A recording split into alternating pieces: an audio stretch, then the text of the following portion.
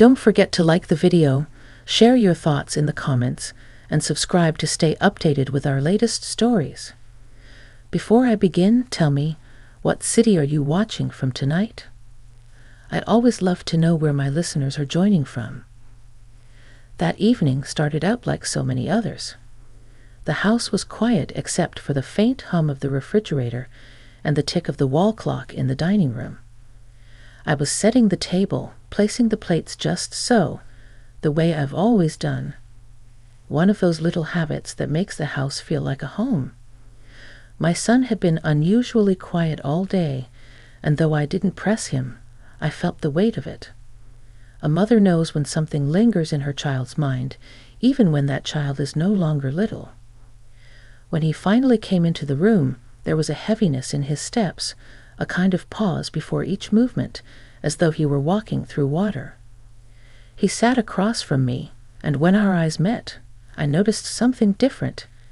An intensity, a searching look, almost as if he were trying to find the courage to say something that had been bottled up for too long. I tried to make it easier, the way I always do.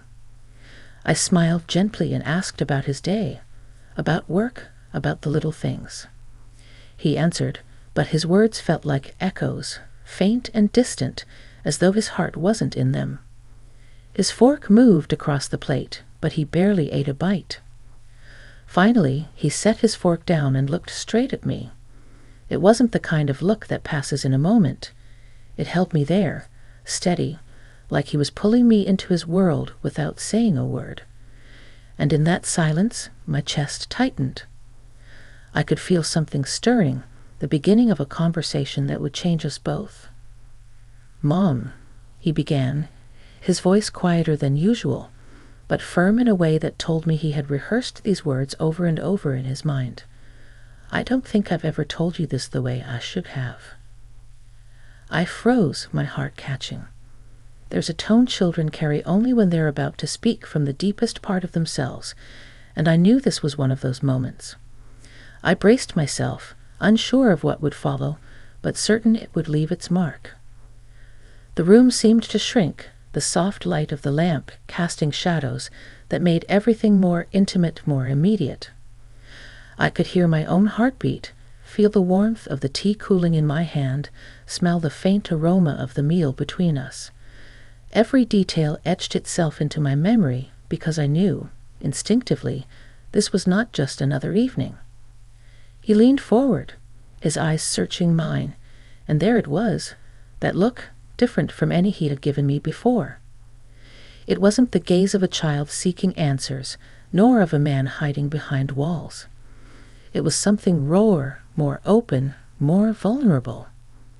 And then he said it, the words that landed in my heart with such force I could barely breathe, words that carried his truth, his fear, his love, all tangled together in a way that shook me.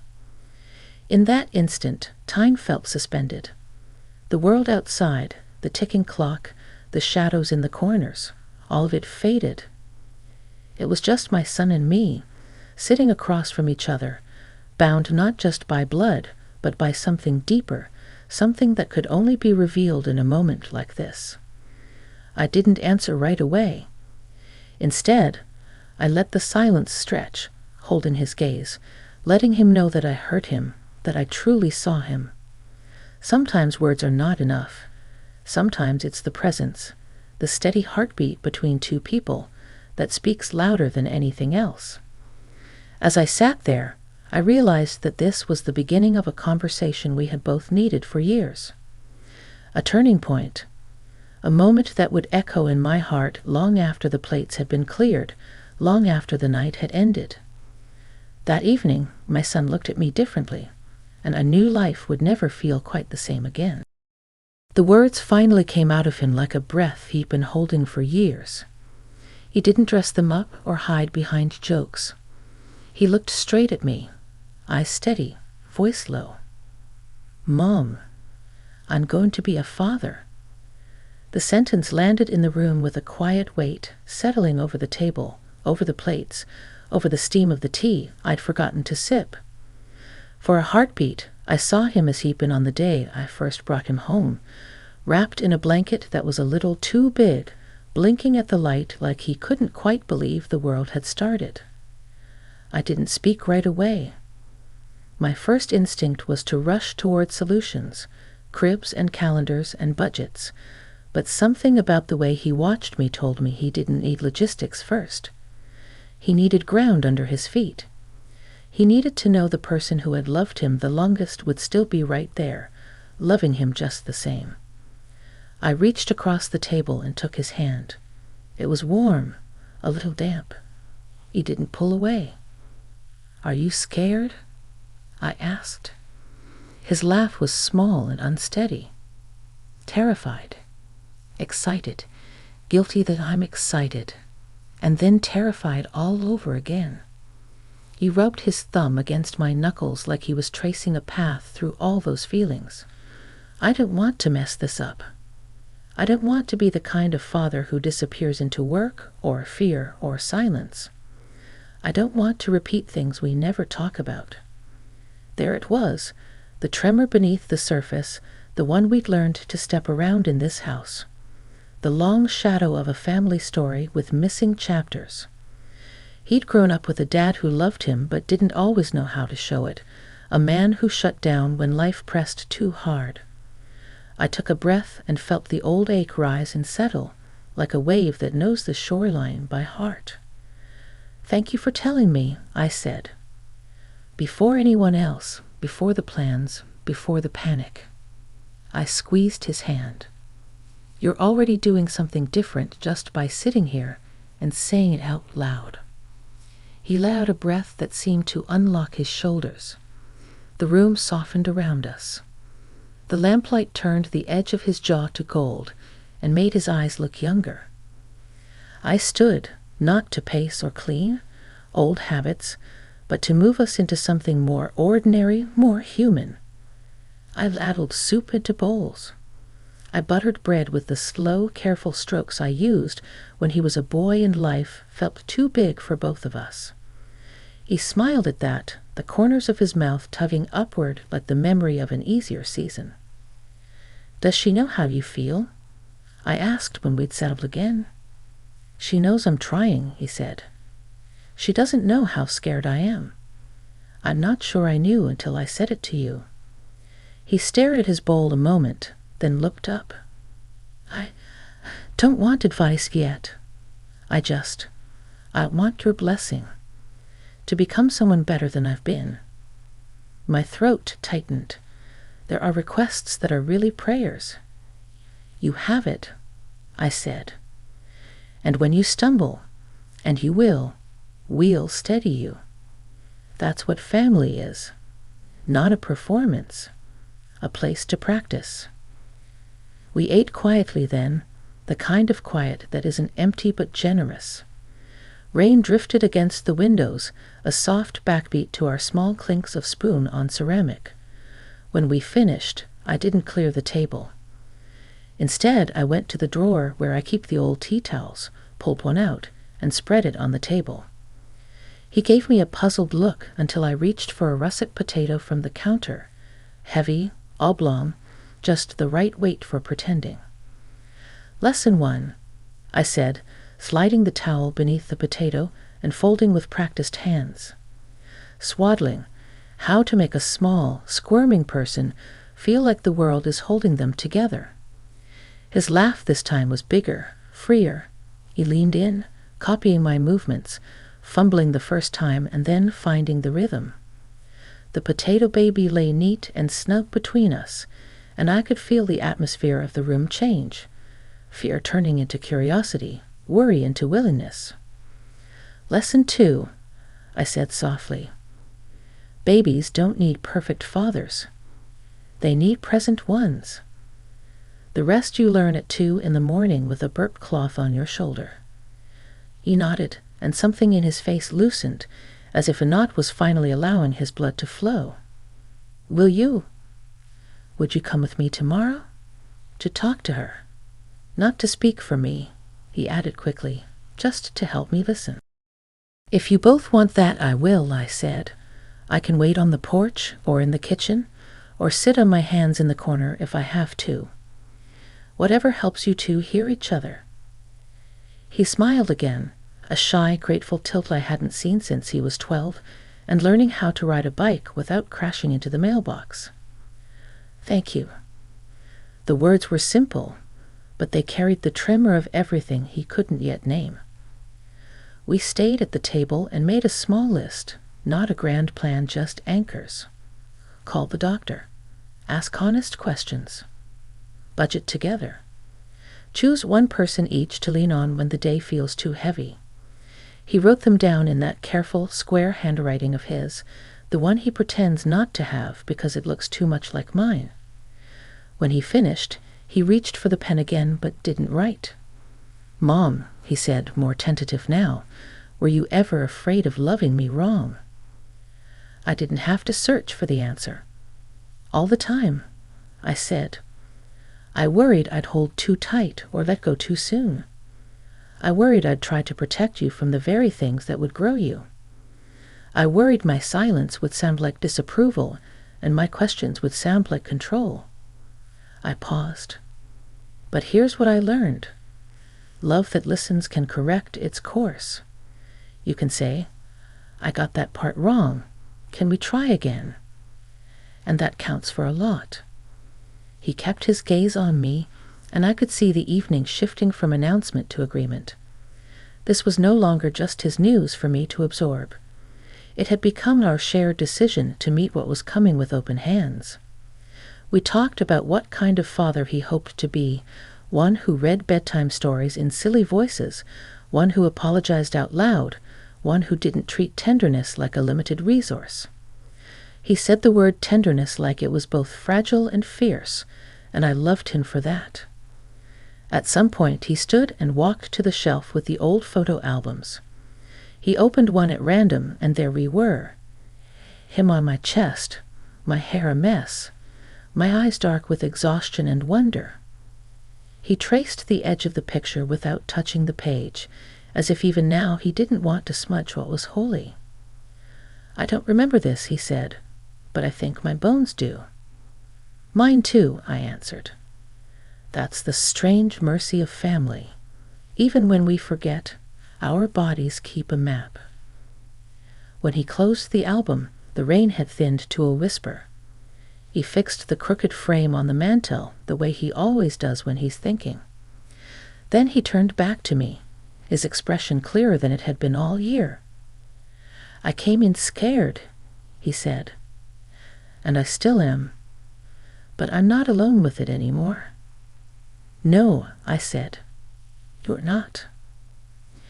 We washed the bowls together, bumping shoulders like we used to when he was tall enough to reach the sink, but still small enough to soak the floor. He dried, I stacked. Ordinary chores, the best kind of ritual. Before he left, he hugged me. No quick pat on the back, no half-distance embrace. It was deliberate and steady, a promise made without words.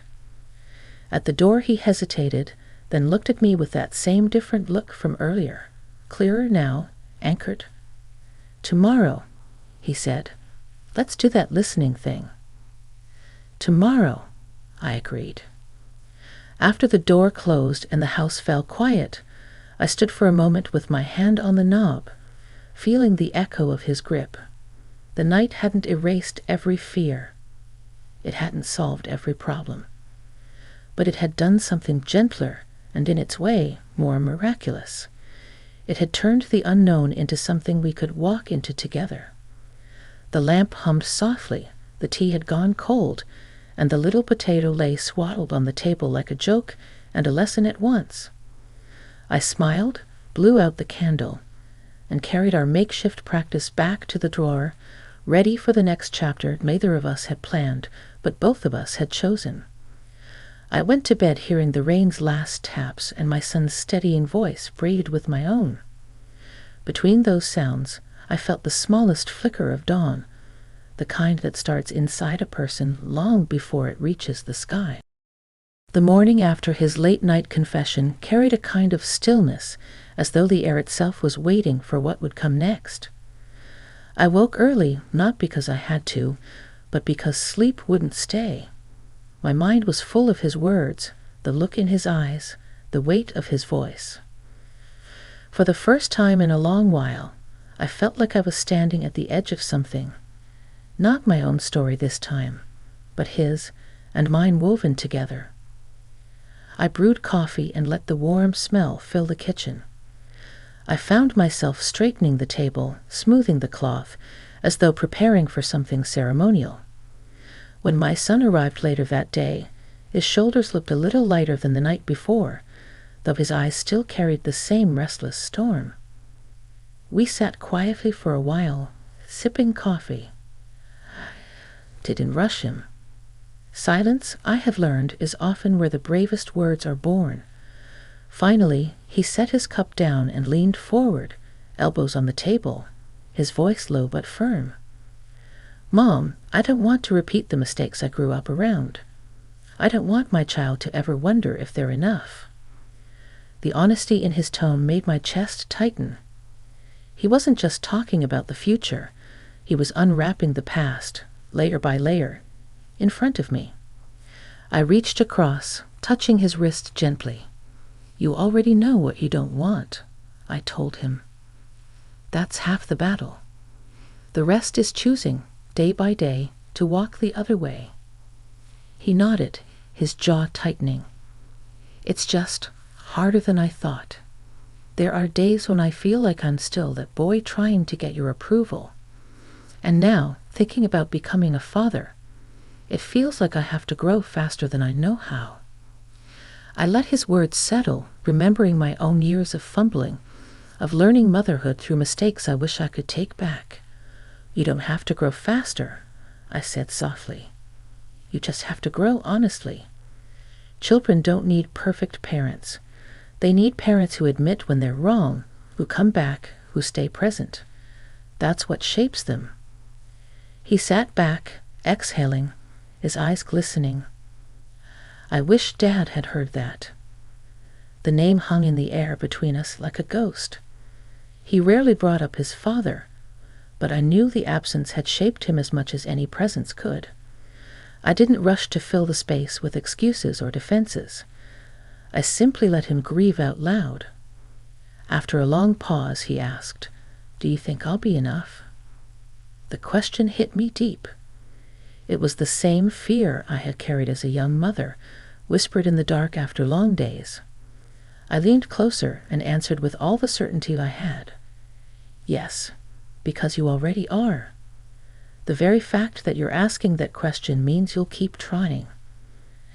And trying it is where love lives." His eyes softened then, and he looked away toward the window.